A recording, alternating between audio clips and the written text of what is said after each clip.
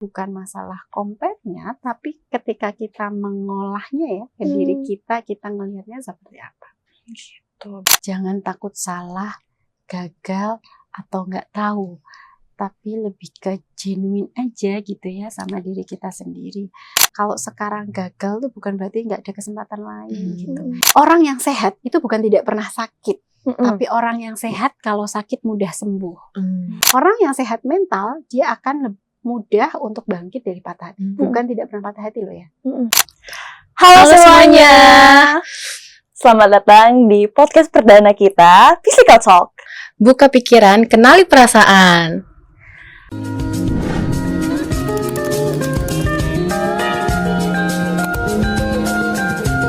Halo semuanya, untuk menemani kalian hari ini, perkenalin nama aku Abel sama rekan aku Rika.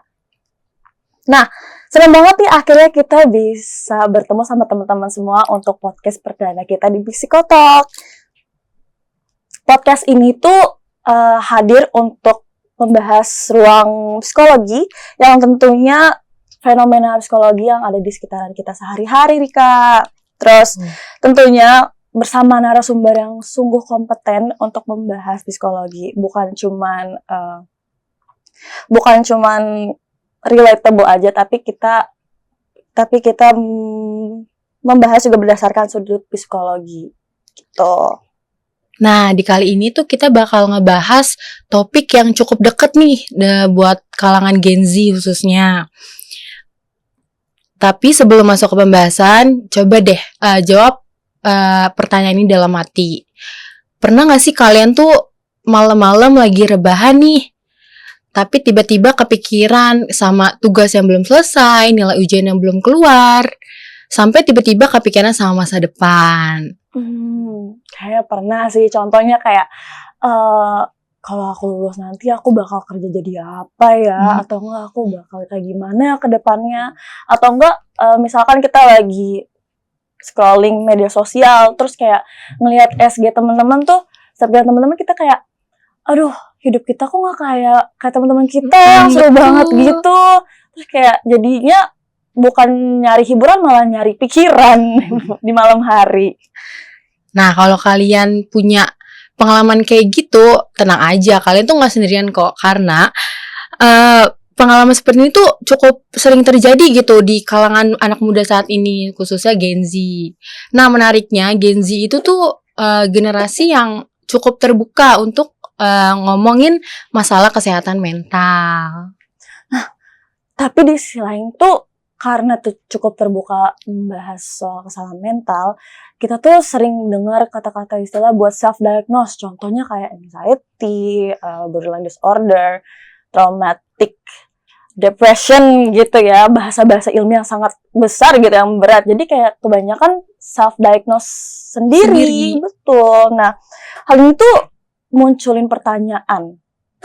Apakah Gen Z emang lebih rentan aja untuk membahas kesehatan mental mereka, atau mereka cuma berani aja membahas kesehatan mental mereka daripada generasi sebelumnya gitu. Nah, untuk membahas hal tersebut, kita punya narasumber yang sungguh ahli nih di bidang itu, teman-teman. Boleh dong kita kenalan pada Ibu Ratri Kartika Ningtyas, FPSI Psikologi. Halo Ibu, selamat datang. Terima kasih. Terima kasih Ibu sudah datang di podcast perdana kita di Physical Talk. Ibu gimana kabarnya?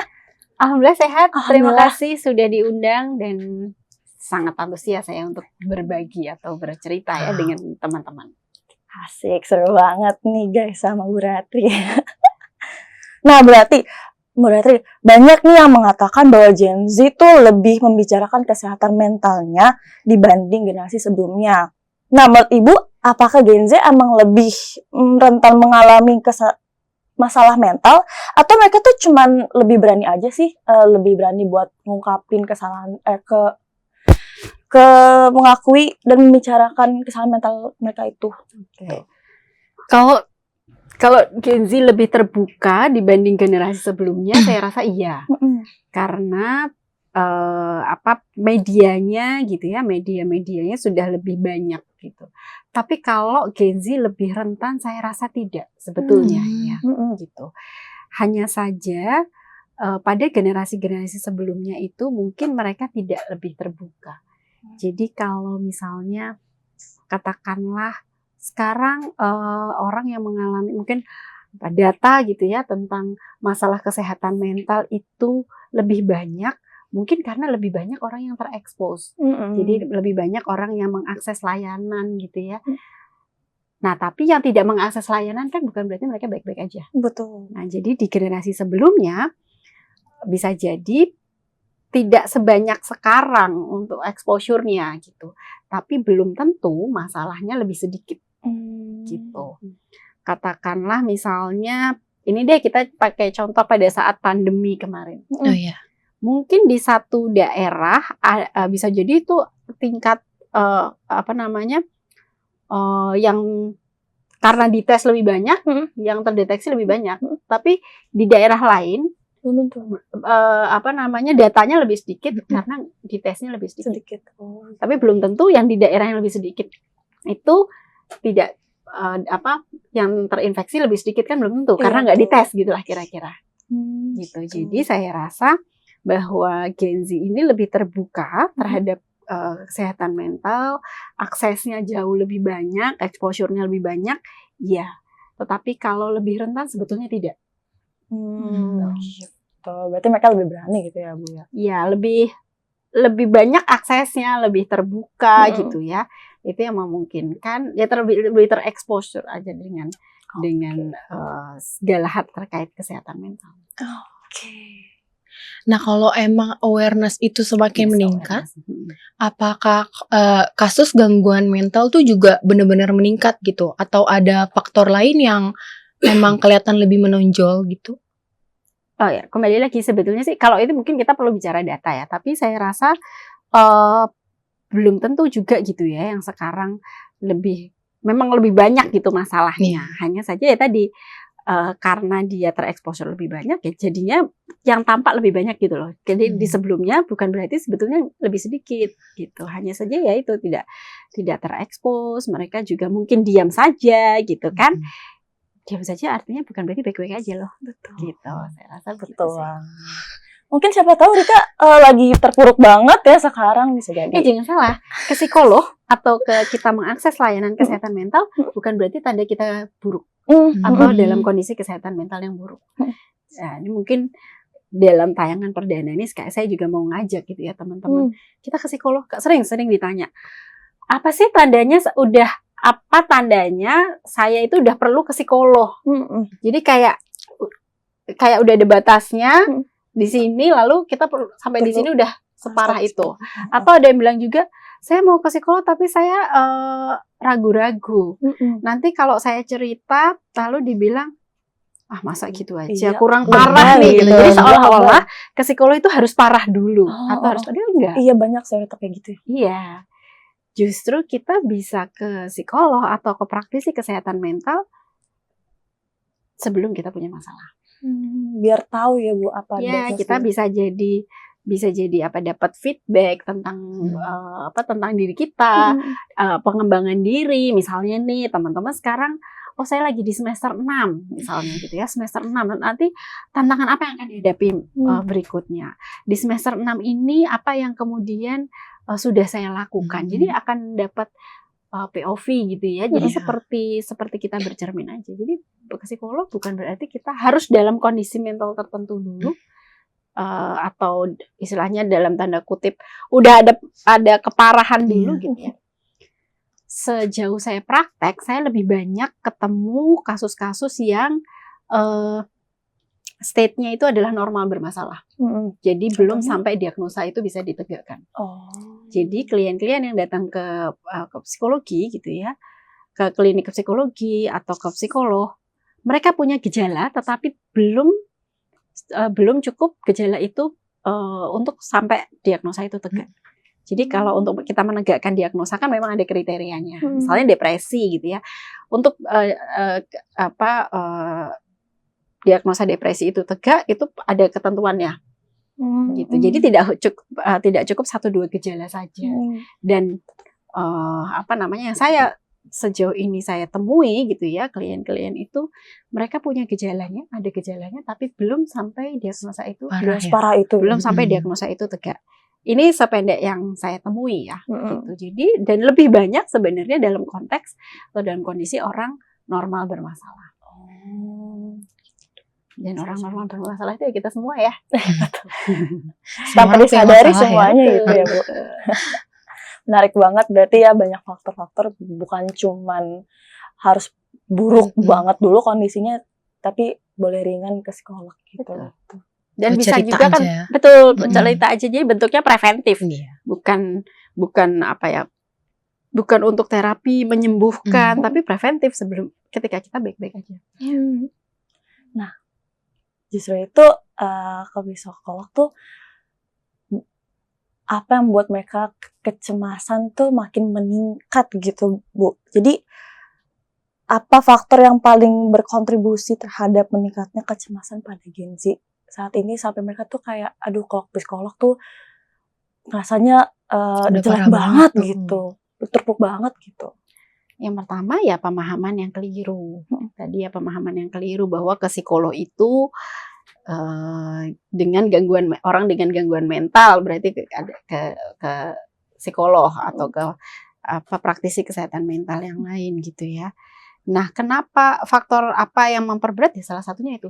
Salah satunya adalah menumpuk ya, menumpuk. Jadi sebenarnya kan paradigma untuk kita merawat dibandingkan menyembuhkan itu kan lebih baik ya kalau merawat. Jadi makanya kalau kita belajar tentang regulasi emosi, kita belajar tentang manajemen stres, sebelum ini terlalu menumpuk-numpuk nih. Kayak misalnya kita dihimbau untuk 6 bulan sekali ke dokter gigi untuk bersihin karang gigi dan segala macam. Tapi kita lakukan nggak?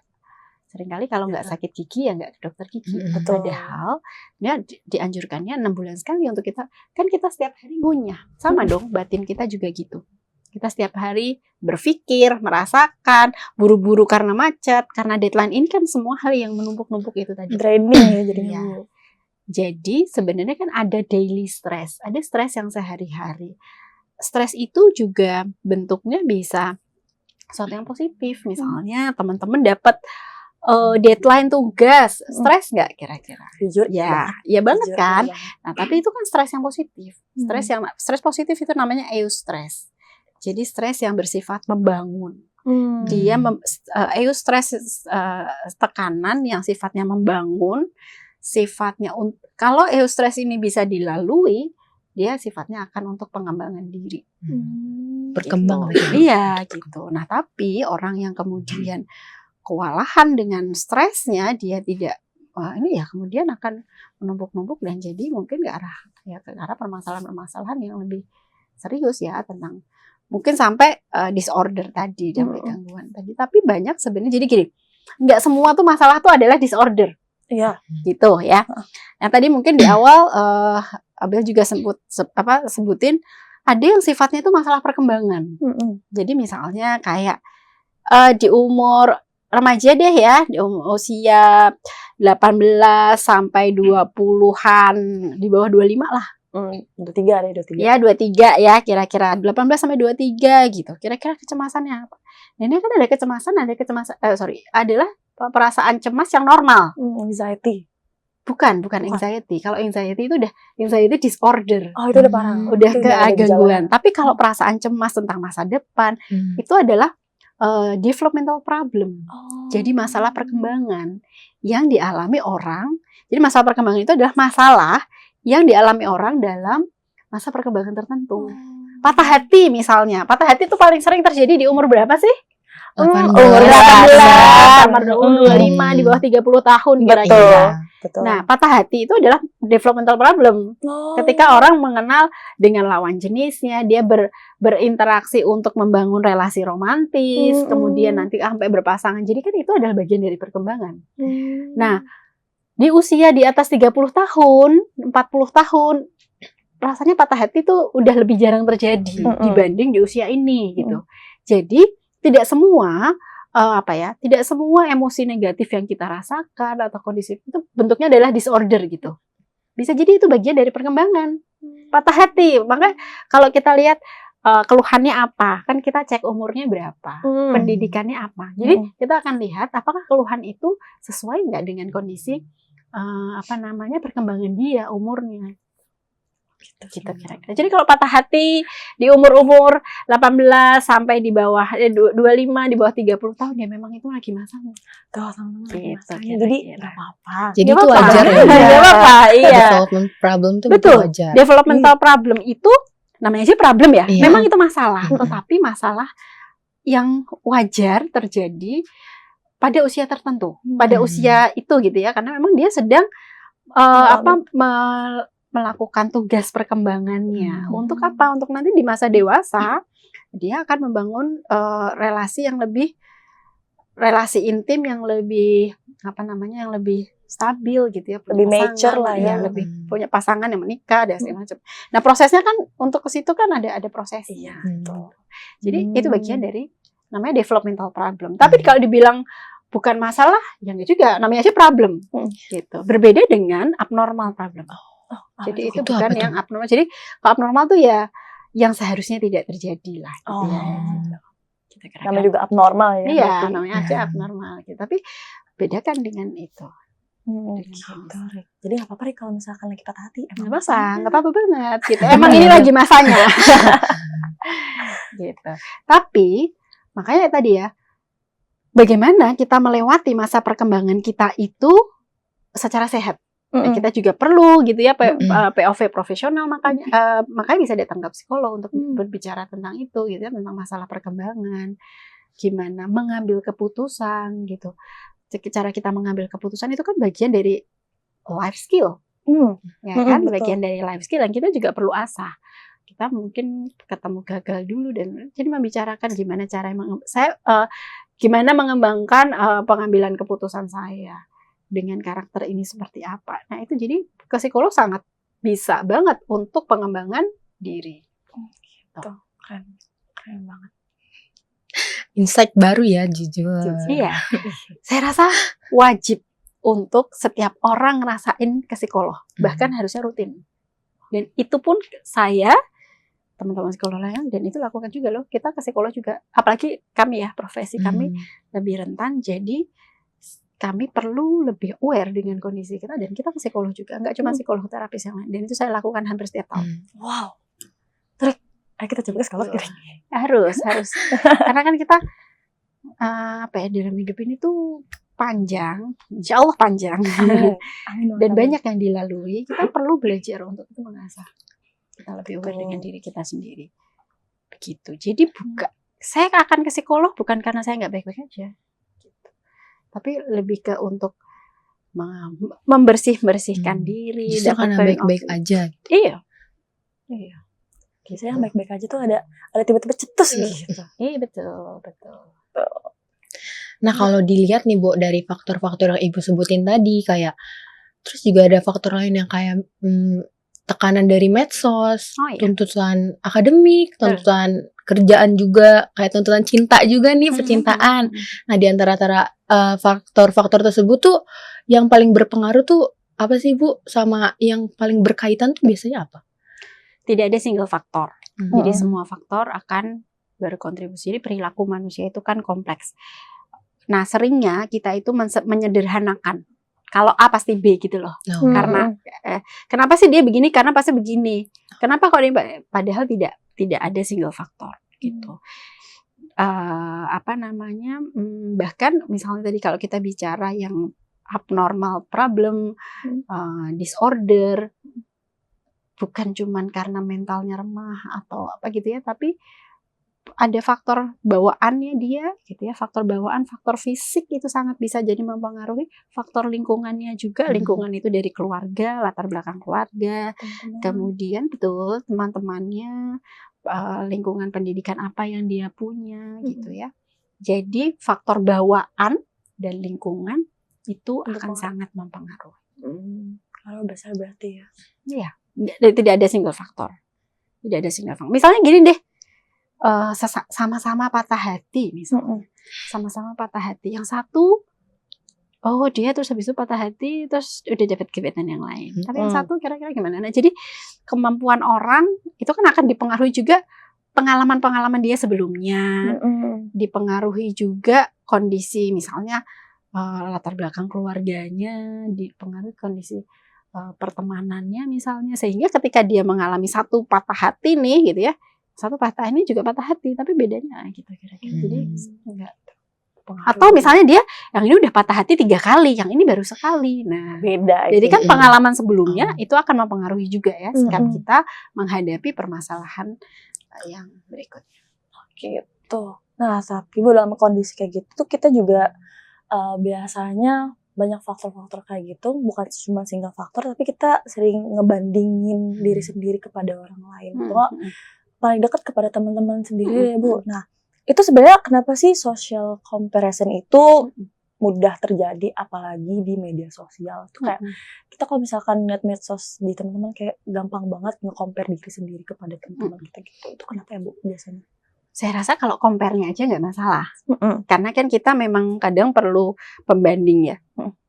Kalau seperti saya akan melihat kalau apa yang saya jalani ini udah oke belum? Oke, jadi kita akan melihat yang setara dengan kita, misalnya seusia atau mungkin satu jurusan. Jadi kita kan akan membandingkan dengan yang sesama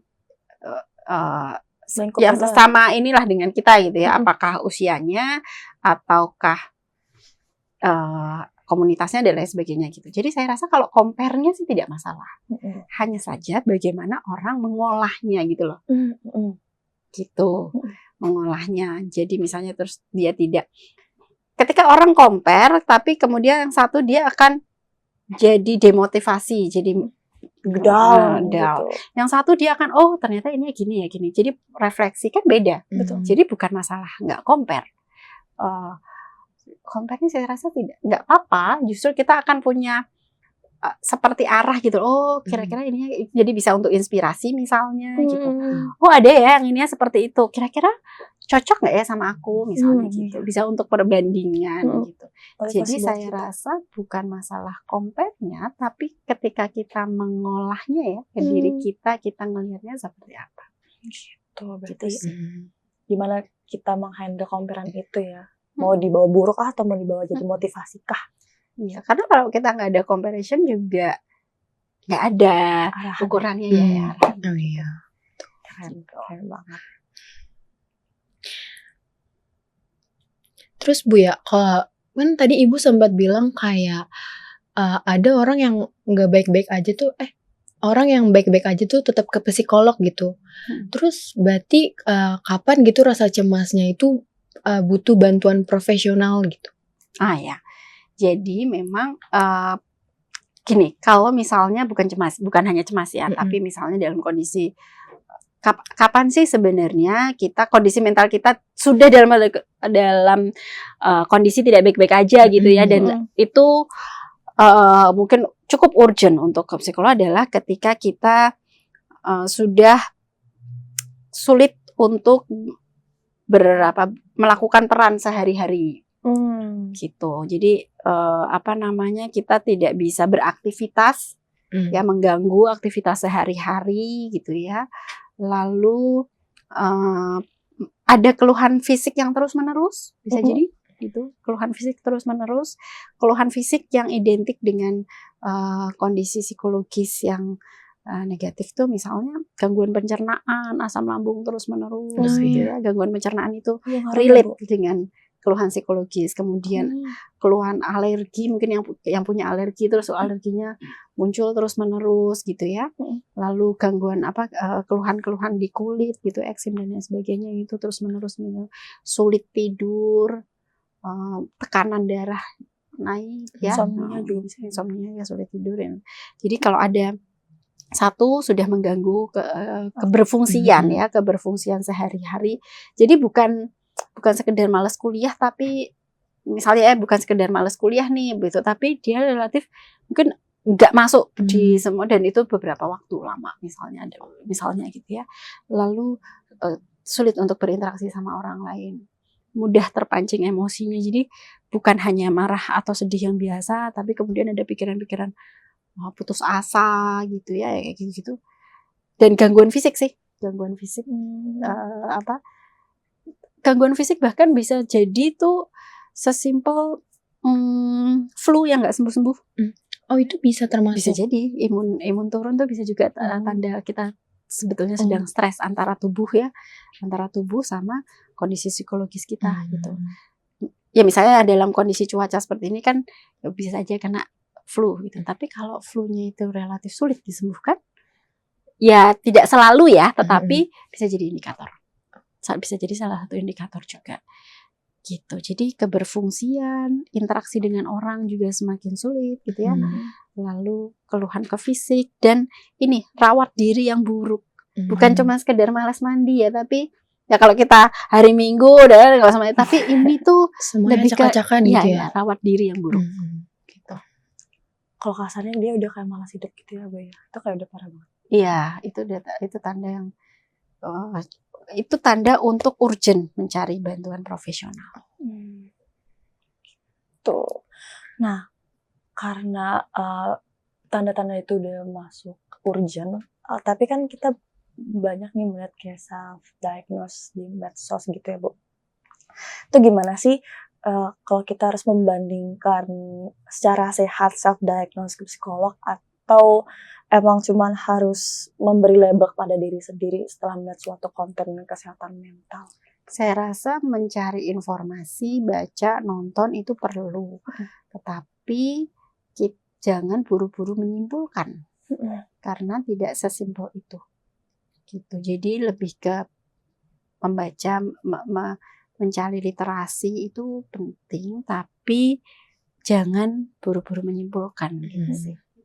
Karena sangat mungkin ya tadi gejalanya ada, tapi kan diagnosisnya tidak cukup itu saja untuk bisa ditegakkan. Jadi itu memang butuh profesional. Dan jadi akan melabeli diri ya gitu. Jadi melabeli diri itu yang saya rasa juga jadi nggak tepat. Tapi bukan berarti terus jadi gini. Antara kita perlu lebih cermat ya. Kita juga perlu terbuka nih, baca informasinya, nonton dan lain sebagainya. Tapi di satu sisi kita juga tahu kapan kita perlu batasin. Kalau rasanya saya terekspos itu kemudian lebih banyak terasa tidak enak, berarti mungkin itu tandanya untuk di stop tapi kalau dengan itu kemudian menambah literasi saya terus kayaknya tandanya nggak baik-baik aja, berarti aku kayaknya perlu deh konsul. Nah kalau itu kan berarti kita lebih aware ya. Aku kayaknya mengalami ini deh, centang. Kayaknya aku mengalami ini. Berarti tandanya aku nggak baik-baik aja nih ya. Berarti aku cari. Nah kalau itu kan berarti positif. Betul. Gitu ya, cari positif. Berarti tandanya aku perlu bantuan profesional gitu. Itu oke gitu. Tapi kalau kemudian dengan banyak mengakses itu ya, terus kemudian kita jadi lebih banyak feel bad gitu ya, saya rasa kita juga perlu bijak untuk menyortir input informasi. Kalian juga mengimpun informasi kesehatan mental, self-diagnose, melabelkan diri sendiri tuh jadi bumerang buat diri sendiri. Jadi kayak kalau misalkan kita lagi main sama teman-teman ya Bu, terus habis itu dia kayak aku melabelkan diri sendiri sebagai orang yang borderline disorder, biasanya kayak gitu. Terus kayak jangan kasar-kasar ke gue atau jangan ninggalin gue ya. Jadi jatuhnya dia bikin risih temen, itu bisa jadi nggak sih Bu? Sangat mungkin. Dan saya pribadi terus terang saya tuh jarang sekali saya menyebutkan satu diagnosa sih, karena itu akan lebih banyak membuat orang tuh labeling gitu. Lalu kemudian bisa jadi betul yang kamu bilang itu akan excuse. Tapi kalau misalnya gini, saya punya trauma, bukan berarti kemudian saya meminta orang memaklumi trauma saya. Ya kita harus bekerja keras untuk menyembuhkan trauma itu. Kan seringkali gitu. Kalau saya punya disorder, ya berarti saya perlu bekerja keras untuk mengelola disorder itu. Jadi bukan untuk excuse. Gitu. Tapi sangat sering ya kita dalam kondisi kita nggak cukup sehat tapi kita males gitu loh untuk untuk berobat gitu kan. Jadi apa menurut Ibu nih medsos itu lebih cenderung ngebantu kita buat sadar sama kesehatan mental atau justru malah memperburuk gitu, kayak lebih orang-orang tuh jadi lebih cemas terhadap kondisi diri sendiri karena mereka self diagnosisnya sendiri itu? Medsos tuh sebenarnya banyak banget gunanya. Gitu. Jadi bukan salah medsosnya. Bukan salah medsosnya, tapi bagaimana orang yang bagaimana orang yang mengkonsumsi medsos itu. Jadi bukan salah medsosnya. Saya rasa dengan medsos kan justru lebih banyak ya literasi, informasi tentang kesehatan mental segala macam. Nah, kita tetap harus punya awareness sama diri kita sendiri bagaimana mengakses medsos itu, menggunakan medsos itu gitu ya. Jadi kita memang perlu aktif juga gitu, aktif juga untuk diri sendiri. Jadi lebih aware. Kita tidak dikendalikan sama medsos atau apapun yang di luar kita, ya kita yang punya kendali sama diri kita sendiri. Gitu kan? Jadi bukan cuma menerima informasi, tapi kita harus menyaring juga gimana untuk membentuk diri kita sendiri ke depannya. Untuk teman-teman harus insight-nya itu harus digunakan itulah. Terus menurut Ibu nih, langkah sederhana apa sih yang bisa dimulai dilakukan untuk Gen Z biar supaya mereka tuh menjaga kesehatan mental mereka di tengah tekanan yang dar-der-dor begini, Bu? Berani datang ke psikolog. Tuh, teman-teman. Berani datang ke psikolog tanpa keluhan apapun ya. Psikolog bisa bantu Anda untuk psikotes deh misalnya.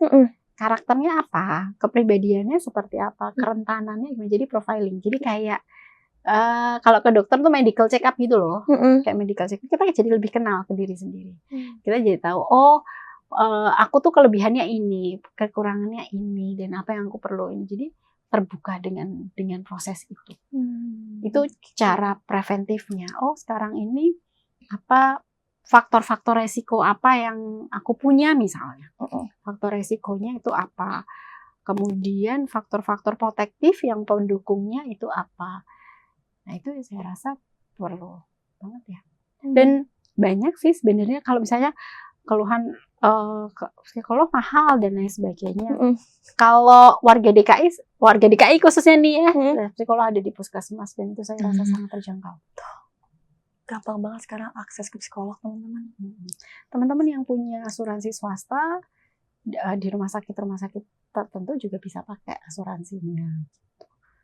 Tapi pada intinya sih sebenarnya sangat banyak ya akses itu untuk bisa bisa diakses gitu layanan kesehatan mental. Layanan kesehatan. Justru kalau preventif akan jauh lebih murah karena kan prosesnya nggak panjang. Tapi kalau sudah terlanjur dalam kondisi tertentu, kemudian butuh terapi dan kemudian itu berulang kali, saya rasa itu juga costly. Itu udah di tingkat ya. Atau yang kemudian kedua juga sebetulnya bisa dengan membentuk kayak support group gitu ya, support group atau membuat komunitas yang lebih aware tentang kesehatan mental. Jadi kayak mempelajari literasi kesehatan mental untuk remaja, untuk anak muda, saya rasa itu juga baik. Jadi nggak hanya sendirian, tapi bersama-sama dalam konteks yang lebih positif. Edukasi gitu ya yang dilakukan, support group, sehingga kerasa ternyata aku nggak sendirian. Ternyata ini dialami juga oleh orang-orang sebaya aku. Ini ternyata begini. Jadi kita juga jadi lebih terbuka. Jadi komunitas-komunitas anak muda itu saya rasa juga oke. Jadi harus punya support system gitu ya, Bu. Betul. Nah, tapi begini, bukan hanya punya, tapi saya rasa mengaktifkan. Gimana tuh maksudnya tuh? Kalau punya tuh kita akan tergantung yang tersedia gitu loh. Nah, kemudian kalau nggak tersedia gimana? Kita jadi kehilangan arah gitu ya. Iya. Tapi kan kita perlu mengaktifkan juga. Gimana nih untuk saya misalnya relasi baik dengan teman gitu ya, dengan teman sebaya. Lalu misalnya katakanlah keluarga atau misalnya dalam konteks orang dewasa misalnya pasangan saya nggak support. Ya komunikasinya mungkin yang perlu diperbaiki. Kan gitu. Nggak langsung bahwa pasangan saya nggak support. Ya komunikasinya kita kan jadi perlu untuk punya pasangan yang support berarti kan perlu effort untuk sama-sama nih. Kan nggak langsung jadi gitulah kira-kira ya. Jadi kita tuh seringnya mengharapkan punya support system tuh tersedia. Tapi kita juga perlu bekerja untuk mengaktifkan itu. Misalnya meskipun kalau untuk konteks keluarga untuk orang tua bisa jadi lebih menantang ya, bisa jadi Mm-mm. lebih menantang gitu. Tapi saya rasa bukan berarti nggak bisa loh gitu. Kita mungkin bisa pelajari, perbaiki cara berkomunikasi sehingga si orang yang tadinya nggak support dia punya pemahaman yang berbeda dengan cara komunikasi kita yang lebih lebih asertif gitu ya, lebih komunikatif, lebih empatik. Nah itu orang jadi bisa lebih punya terbuka gitu lah kira-kira. Jadi Ya, punya jadi- support system itu nggak cukup ya Bu, kayak kita harus Mengaktifkannya, komunikasinya juga harus iya. lancar. Dan jangan gini, oh saya nggak punya support system karena dia nggak ngerti saya. Ya kita juga perlu mengaktifkan itu. Jadi punya tuh seolah-olah tersedia gitu loh, padahal perlu diaktifkan juga. Nah Bu, kita kan sering dengar nih istilah self awareness kayak tadi juga sama self compassion gitu. Nah menurut Ibu tuh gimana sih cara kita tuh nerapin keduanya tuh buat kehidupan sehari-hari kita gitu? Oke, good question. Self awareness itu saya rasa dengan kita menyadari 3 hal komponen di diri kita. Contohnya yang paling emosi, tubuh, emosi dan pikiran itu akan saling berkaitan. Kalau yang paling gampang kita amati adalah tubuh kita, ya kan? Tubuh kita rasanya apa? Di tubuh kita ada sensasi apa? Lalu perasaan kita apa? Pikiran kita apa? Misalnya pada saat, contohnya ya, stres deadline tugas, pikirannya apa? Kalau aku nanti nggak selesai, nanti nilainya itu berarti kan pikiran. Jadi kayak self talk gitu loh. Itu kan pikiran-pikiran kita toh. Terus perasaannya apa? Cemas, kemudian takut atau apa itu perasaan.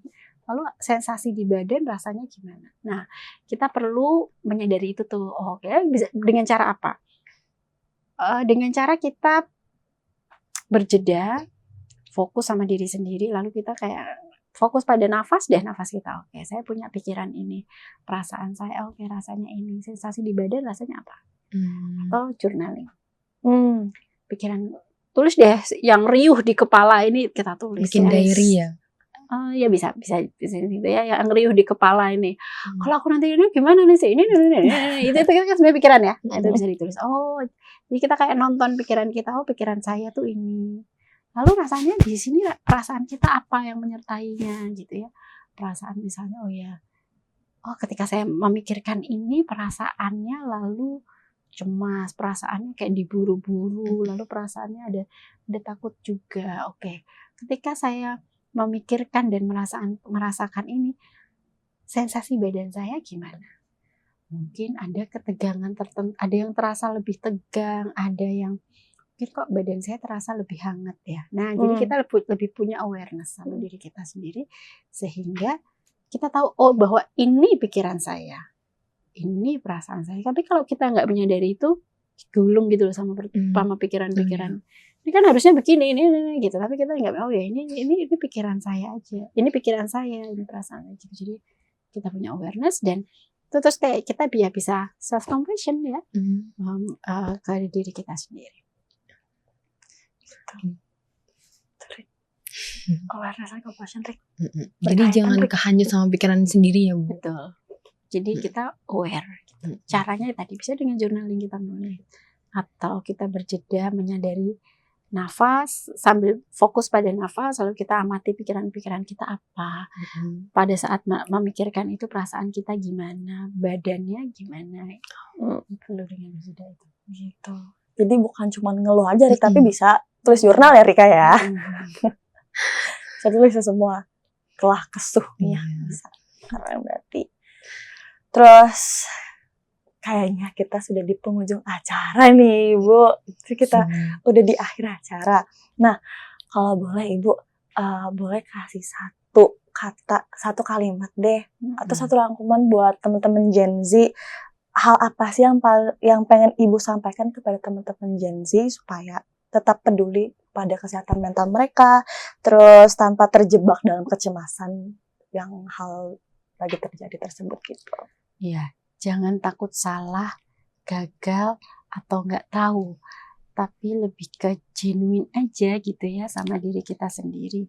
Kalau sekarang gagal tuh bukan berarti nggak ada kesempatan lain gitu. Itu yang seringkali membuat orang tuh jadi cemas. Tapi kita ya seapa adanya diri kita aja, kita terbuka seapa adanya. Mau belajar itu saya rasa itu kunci. Mau belajar belajar tidak hanya di formal di kampus gitu ya, tapi mau belajar tentang diri, terbuka gitu ya. Kalau salah ya nggak apa, kalau salah, kalau gagal ya nggak apa-apa. Jadi gini, nah orang yang sehat itu bukan tidak pernah sakit, tapi orang yang sehat kalau sakit mudah sembuh. Jadi begitu juga dengan kondisi kesehatan mental kita. Kalau kita patah hati nggak apa-apa, jadi bukan jangan sampai gue patah hati nih, nggak apa-apa. Jadi ketemu patah hati dan ini nggak apa-apa, jadi itu hanya dilalui saja. Nah tapi gimana nih kalau patah hati itu nggak lama-lama misalnya, ya kita mengizinkan diri kita untuk patah hati secukupnya, nggak terlalu berlarut ya. Orang yang sehat mental dia akan mudah untuk bangkit dari patah hati, bukan tidak pernah patah hati loh ya. Gitu kira-kira. Sama analoginya dengan kesehatan fisik. Pada saat pandemi kemarin, kurang lebih 2 tahun, rasanya sulit untuk kita nggak kena COVID sama sekali ya. Gitu. Tapi dengan menguatkan imunitas tubuh, kalau terinfeksi, Bisa.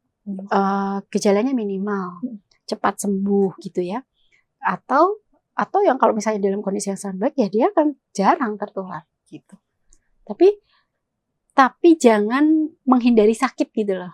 Tapi menguatkan tubuh, kalaupun mesti sakit, saya mudah sembuh.